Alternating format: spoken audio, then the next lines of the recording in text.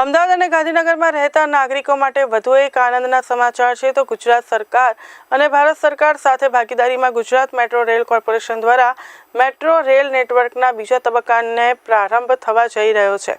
તો આ રૂટમાં અમદાવાદ અને ગાંધીનગરના મહત્વના સ્થળો જેમ કે GNLU, PDPU, gift city, Raysan, Randesan, Dholakuva circle, Infocity તેમજ સેક્ટર 1ના વિસ્તારને આવરી લેવાશે. તો વડાપ્રધાન નરેન્દ્ર મોદીના હસ્તે મેટ્રો રેલના બીજા તબક્કાના રૂટોમાં 16 સપ્ટેમ્બરે સેક્ટર 1થી શુભારંભ કરવામાં આવશે. તો મેટ્રો રેલવેનો બીજો તબક્કો શરૂ થવાથી અમદાવાદ અને ગાંધીનગર વચ્ચેની કનેક્ટિવિટી મજબૂત બનવાની સાથે નાગરિકોની યાત્રા વધુ ઝડપી, સુરક્ષિત અને વ્યાજબી બનશે.